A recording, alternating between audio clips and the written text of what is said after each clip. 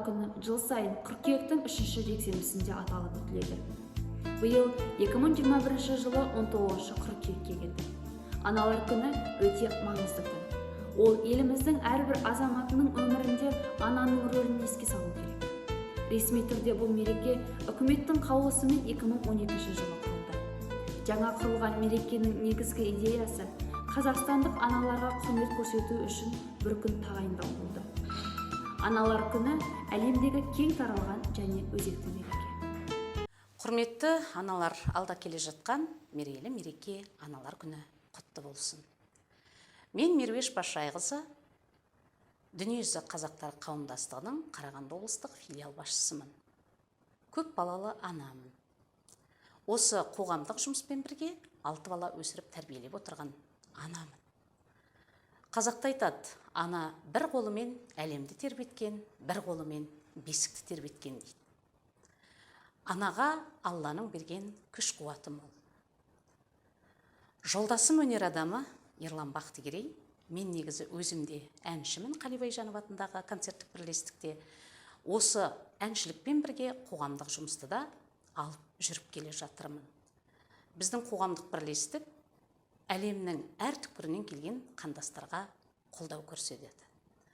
Мен жас аналар сіздерге айтарым, қазақта тамаша сөз бар. Не ексең, соны орасың дейді. Біздің болашағымыз бұл біздің ұрпақтарымыз. Осы ұрпақтарымызға қандай тәрбие беріп, қандай білімді етсек, біз болашақта солардың жемісін көреміз. Баланы жақсы көріңіз.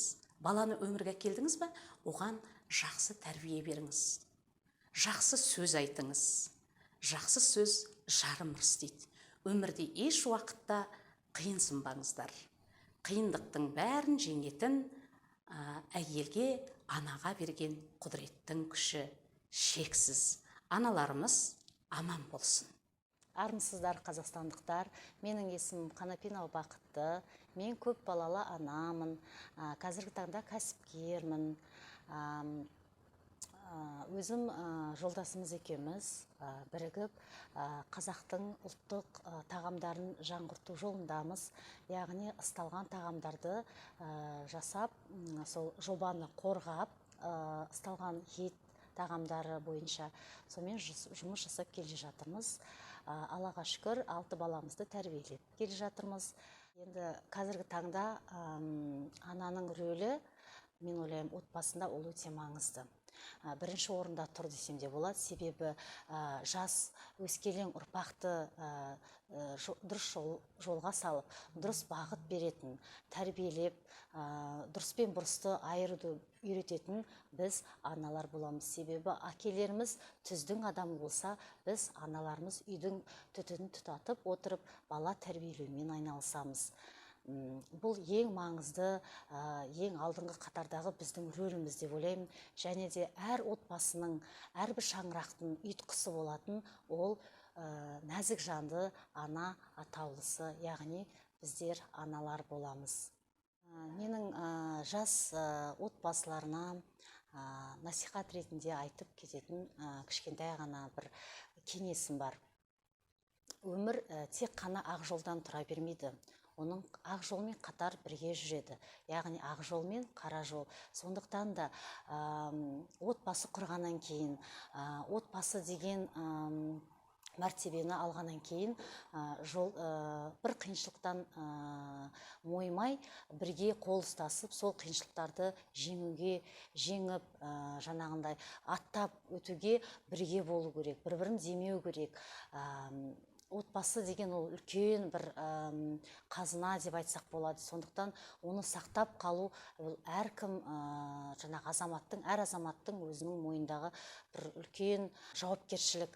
Сондықтан да жас отбасы, жас семья, жаңадан құрып жатқан семьялы адамдарға, семьялы жас жұбайларға менің айтатын кішкене ғана кеңесім, қандай қиыншылық болмасын, сол қиыншылықтарды бірге көріп, бірге төзіп, алда әлде жарқын күндер, жарқын болашақ болатынына сеніп, үмітпен қарау керек. Ал енді барлық қазақстандық аналарымызды, нәзік жандардың барлығын бүгінгі ана күнімен құттықтаймын.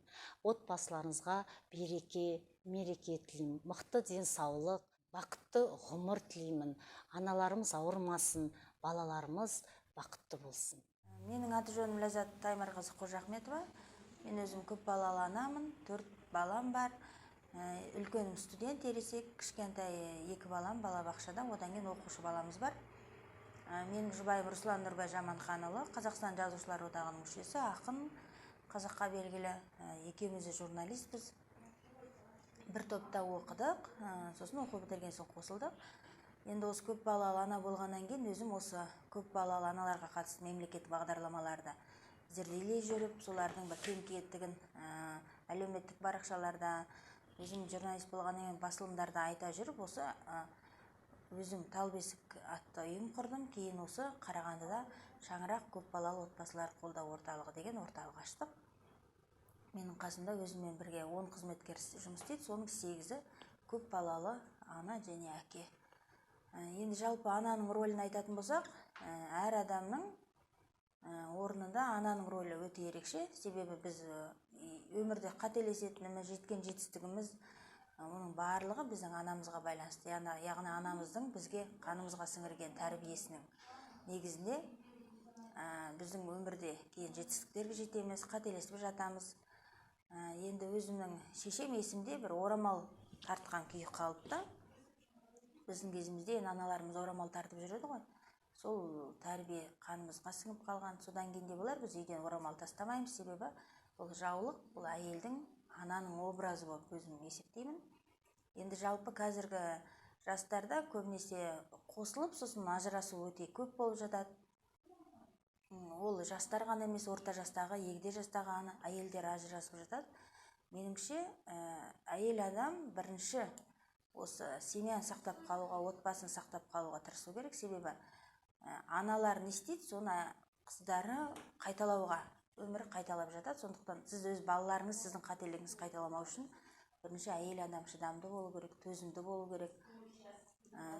Содан кейін барып қана сіздің ұрпағыңызға беретін тәрбиеңіз, үлгіңіз беріледі деп ойлаймын. Енді біз қазір мына жерде көп балалы аналарға арнап кеңес беретін, яғни бір терезе қағидатымен жұмыс істейтін орталық аштық. Бұл жерден көп балалы отбасылар мүшелері емханаға тіркелу, жәрдемақы тағайындау, жәрдемақы тапсыру, не болмаса қалаға тіркелу, үй кезегіне тұру, яғни қандай да бір мемлекеттік қызмет бар, сол барлық қызметті біздің орталықтан ала алады. Содан бөлек бізде 2 психолог, 2 заңгер, 2 әлеуметтік қызметкер жұмыс істейді, 2 кеңесшіміз бар. Яғни біз жұмыс уақыттарында қандай да бір әлеуметтік, заңгерлік, құқықтық, психологиялық көмектерді тегін көрсетеміз. Және одан бөлек отбасы құндылықтарын насихаттайтын, отбасының іргетасының мықты қылуға бағытталған қоғамдық мәдени шаралар өткіземіз.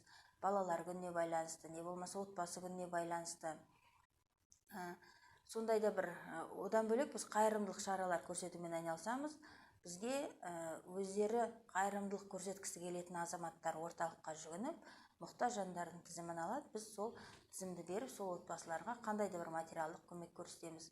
Жақында ғана 4 тұрмыс төмен отбасыға бізге бір демеуші өз пәтер сатып беріп баспаналы болуына көмектесті. Яғни кез келген адам тоқырап қалмау керек. Мен ең бастысы көп балалы аналар бізде үйде отырып жұмыс істеуге мүмкіндік болмағаннан кейін, яғни үйде отырып кәсіп ашып, кәсібін жүргізіп, жеке бизнес ашып, солай қайтарымсыз гранттар ұтатын болса, яғни ол өзінің отбасылық бизнесін бастайды біріншіден, екіншіден ол балаларда өзінің аналарына қарап еңбекке баулиды, өздері табыс табуға, адал жолмен табыс табуға еңбектеніп, маңдай терімен ақша табуға және соны жаратуды үйренеді. Сондай жұмыстармен айналысып жатырмын. Енді осы аналар мерекесі құтты болсын. Ана деген біз үшін ең ғажап, ең көркем есімдердің бірі.